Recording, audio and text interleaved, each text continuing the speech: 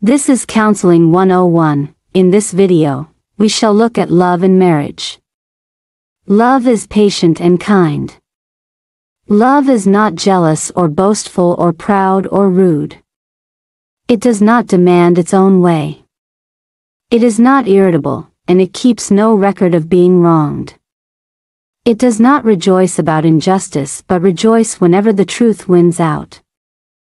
Love never gives up, never loses faith, is always hopeful, and endures through every circumstance. 1 Corinthians 13 verses 4-8. Love needs an object towards which it may direct its attention, care, and resources. Love gives and is therefore rewarded. The man is rewarded with a helpmate, the woman with someone to love her and provide her with security. There are 3 types of love that must be practiced in marriage. All 3 types are important for a happy marriage. The first one is agape, the second is phileo, and the third is eros. What is agape love?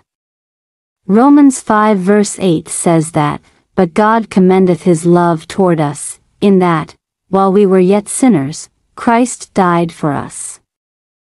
Behold, what manner of love the Father hath bestowed upon us, that we should be called the sons of God. Therefore the world knoweth us not, because it knew him not." 1 John 3 verse 1. Husbands, love your wives, even as Christ also loved the church, and gave himself for it. Ephesians 5 verse 25. Agape is normally described as the God kind of love, which says, "I love you in spite of this issue." It is a willingness to accept the other person for who he or she is without expecting a change into the ideal spouse in shape, form, size, or intellect. This means that even if your spouse never reduces or increases in size or becomes better at any other area, you are still prepared to walk in love toward him or her. Agape love is unconditional. It does not love on condition that the other partner is well behaved. That is, the husband does not say that, "I will love her if she submits to me." Nor should the wife say that, "I will love and submit to him if only he can be a bit more loving according to the Bible."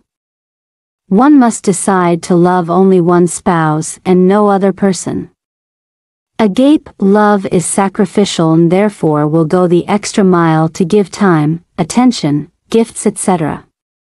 This type of love has to be a conscious decision. You walk in love because the Word of God commands you to love your spouse. Husbands, love your wives, even as Christ also loved the church, and gave himself for it. Ephesians 5 verse 25. Husbands, love your wives, and be not bitter against them. Colossians 3:19. The aged women likewise, that they be in behavior as becometh holiness, that they may teach the young women to be sober, to love their husbands, to love their children. Titus 2 verses 3-4. This type of love covers a multitude of sins and does not refer to a person's past sins and mistakes. Hatred stirreth up strifes, but love covereth all sins. Proverbs 10 verse 12. He that covereth a transgression seeketh love, but he that repeateth a matter separateth very friends. Proverbs 17 verse 9. The agape kind of love trusts, believe all things, and therefore is not suspicious of the other spouse's every move and associations. Your love must move you to a position of trust so that you do not relate to your spouse with suspicion, questioning motives and prejudging his or her actions, especially in relation to the opposite sex. The second type of love is phileo. What is phileo? Hebrews 13 verse 1 says, "Let brotherly love continue."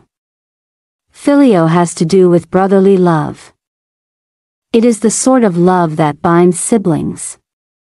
Brotherly love must also continue in marriage. This aspect of love which provides friendship and respect must be present in the marriage. You must be able to chat with each other, play together, tease each other, etc. Talk about your interests, e.g. politics, etc. Be supportive of each other and defend each other. Last but not least is the love called eros. Proverbs 5 verse 19 says, "Let her be as the loving hind and pleasant roe, let her breasts satisfy thee at all times, and be thou ravished always with her love." Eros is sexual love. Romance must be present in every marriage. It is not only for beloveds or newlyweds per se. You must continue with things like having lunch or dinner together, taking walks, visiting people, etc. It is very important to note that these three types of love must be present and working together all the time. One or two without the other is incomplete and impracticable. They are mutually reinforcing. Marriage without agape is chaotic and selfish and is usually full of quarrels. Marriage without phileo leads to a wicked husband or an unkind wife. Marriage with only eros love usually has short-lived happiness, and finally, marriage without eros usually strains the relationship of the couple and leads to adultery. This brings us to the end of this session, and we hope you have learned something. Let's know your thoughts in the comments section below, and don't forget to subscribe.